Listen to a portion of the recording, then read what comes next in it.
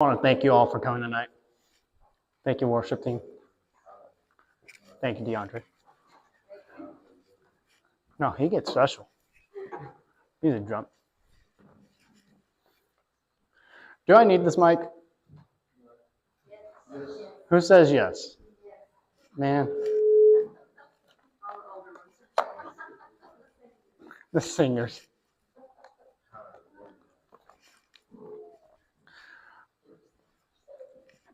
So that last song, Yield.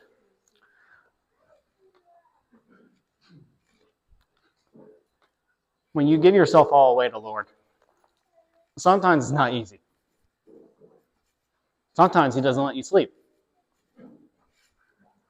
Tuesday night, I was told the whole night, didn't get to sleep. I'm just going to turn that off. Keep giving me feedback. Tuesday night, I didn't get a lick of sleep. I was told to get an acoustic. I felt like I wasn't supposed to do it. But the Lord didn't let me go to sleep until I agreed to become an acoustic player. So, that afternoon, I went and bought an acoustic. When you show obedience to the Lord, he gives you back. Yesterday, I did a 10K. I came back, every cent that I spent on an acoustic was in a check. But, so last month, Jessup did a revival. And I got to listen to Brother Luke.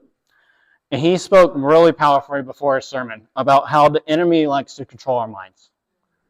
While our heart controls all the blood that goes into your body and keeps your body pumping, your mind is your central nervous system. Without your mind, you can't control your muscles. So the enemy likes to take advantage of that. He likes to break apart every single bit and piece of your mind. He wants to leave you defenseless, full of depression, anxiety, loneliness, you name it. Over the past month, working for the federal government, because I work for NCIS, not as great as the show. Just going to point that out there. It's nothing like the show. It is extremely stressful. I've wanted to quit every single day. And I know that is the enemy. I know that he is using all the people that I work with to control my mind. Yep. So, after hearing that message, I knew I wasn't alone. God was with me. So, tonight, I want to talk about healing and how throughout the Bible we have healing for spiritual healing, mental healing, and physical healing. And for me, when it came to the anxiety for the past month, Philippians 4:6-7 really got to me in the past week, which states, be anxious for nothing, but in everything by prayer and stipulation with thanksgiving, let your requests be known to God, and peace of God, which surpasses all understanding, will guard your hearts and minds through Christ Jesus. So, no longer anxious. Not even now. And I've been anxious all day for this. You can ask my wife. Also, I want to point out when I get to the actual more reading, I do have dyslexia. So if it's not in your Bible written that way, it's because of the Williamnisms. I'll just point that out there. So my first book that I wanted to go into is Mark 5:21-34, which states, when Jesus had crossed over again by boat on the other side, a great multitude gathered to him, and he was by the sea. And behold, one of the rulers of the synagogue came, Jairus by name. And when he saw him, he fell at his feet and begged him earnestly, saying, my little daughter lies at the point of death. Come and lay your hands on her, and she may be healed, and she will live. So Jesus went with him, and a great multitude followed him and throned him. Now, a certain woman had a flow of blood for over 12 years and suffered many things from many physicians. And she had spent all that she had was no better, but rather grew worse. And when she heard about Jesus, she came behind him in the crowd and touched his garment. For she said, if I only touch his clothes, I will be made well. Immediately the fountain of her blood dried up, and she felt her body was healed of the affliction. And Jesus immediately knew in himself that his power had gone out of him, and turned around in the crowd and asked, who touched me? Who touched him? But the disciples said to him, you are the multitude following you. You say, who touched me? And he looked around to see her had done this thing. But the woman, fearing the trembling, knowing that happened to her, fell down before him and told him the whole truth. And he said to her, daughter, your faith has made you well. Go in peace and be healed of your affliction. To me, I think the best part about this story is she didn't need to see the miracles. She didn't need Jesus to say anything to her. She didn't need to be touched. She had faith that as long as she just touched the clothes that he was wearing, because she heard all the stories beforehand, that she would be healed. And since she jumped out in her faith, just to touch his clothes, she was healed of that 12 years of bleeding.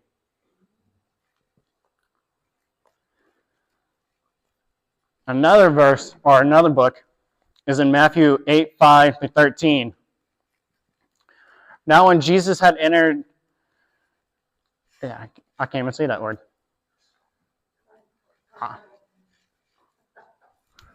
A centurion, I said that word, came to him, pleading with him, saying, Lord, my servant is lying at home paralyzed, dreadfully tormented. And Jesus said to him, I will come and heal him. And the centurion answered, Lord, I am not worthy that you should come under my roof, but only speak a word and my servant will be healed. For I am also a man under authority, having soldiers under me, and I say to this one, go, and he goes, and that one, come, and he comes, and my servant do this, and he does it. When Jesus heard it, he was marveled, and said to those who followed, assuredly I say to you, have not found such great faith, not even in Israel. And I say to you that many will come from east to west and sit down in Abraham, Isaac, and Jacob in the kingdom of heaven. But the sons of the kingdom will cast out our darkness, that the weeping and gnashing of the teeth. Then Jesus said to the centurion, go your way as you believed, and so let it be done. And the servant was healed in that same hour.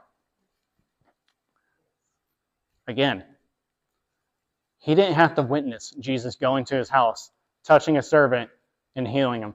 He knew by the power of the word, because words have power. They have a lot of power. So he knew as long as Jesus said that servant was going to be healed, he'll be healed. And he didn't hesitate. He didn't think twice. He didn't question anything. He just, Lord, please do it. Say it's done.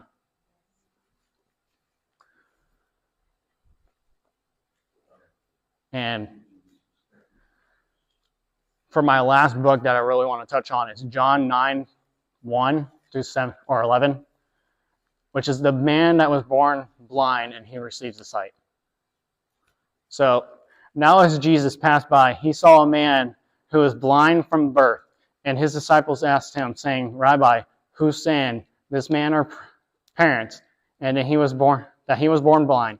Jesus answered, neither man nor his parents sinned, but that the works of God should be revealed in him. Must work the works of him who sent me while it is day, that the night is coming when no one can work. As long as I am in the world, I am the light of the world.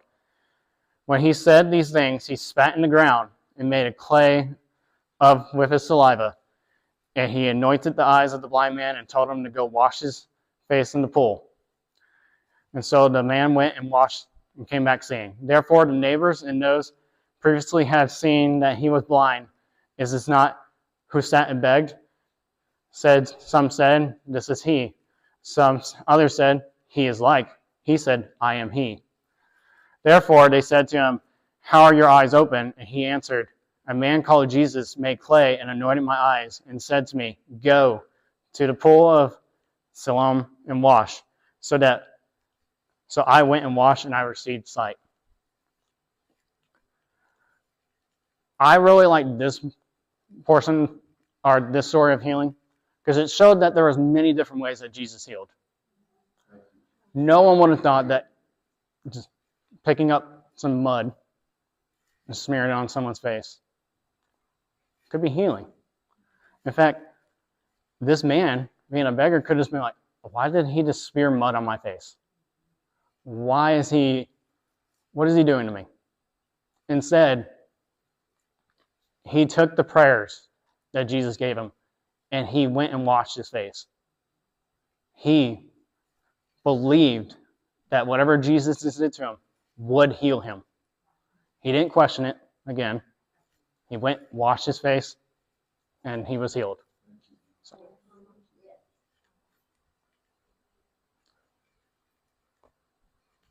And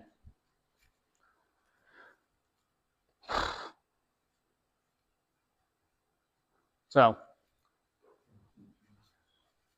I'll be real. A part of this message was also going to be saying more like healing about myself.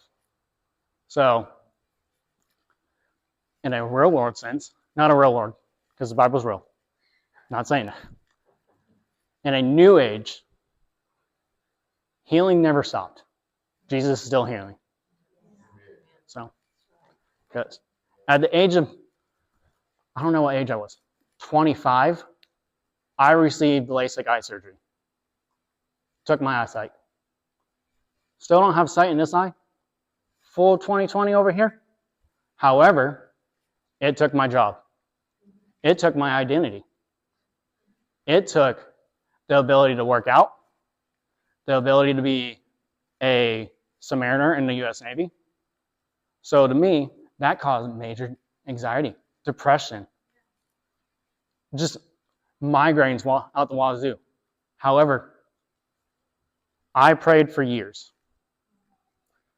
I've been healed of 4 out of 5 things. I'm waiting on 1. However, I am not discouraged. The Bible tells us, don't give up. You will be healed. It could take the whole lifetime, but you will be healed. So, I've been healed of migraines. I used to get them so bad that running sound would make me throw up. I cannot, for the longest time, going to GU, I could not handle the drums. I couldn't handle anything that was lower than a 400 frequency. So for me, a biggest part of my testimony is right here.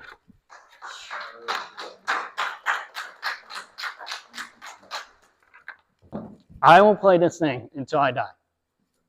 I won't give it up. Even if I make a lot of loud noises at home.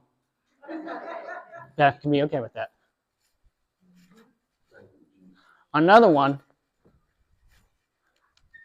due to migraines, I wasn't able to run. I did a 10K yesterday. I did a 10K in less than 59 minutes.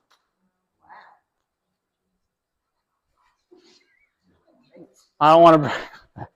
However, for someone that was in the Navy, and that was a big portion of my life, was working out every single day, when you are not able to work out and you lose who you are, it defeats you. God restored, what is it? My identity. That's how I'll put it. Because for me, from the age of 19 till 25, I was a sailor. Nothing else. That was my heart. That was my career.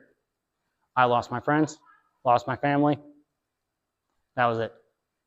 However, God has healed that, given me a new family, new blessings, new opportunities, and He has restored my career that I have lost.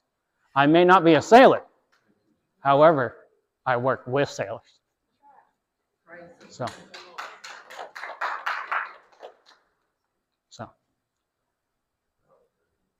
I also have planned for a longer altar call for anyone that will love to receive healing. I want to pray with you. I want Miss Trish to come up here and pray with me, because I've never seen someone with the more gifted get the healing than her. And I know I'm not being long-winded. I am sorry. I felt it needed to be straight to the point. So, this altar is open for anyone that wants to pray. And I want everyone to remember, even if you haven't been healed yet, you will receive healing.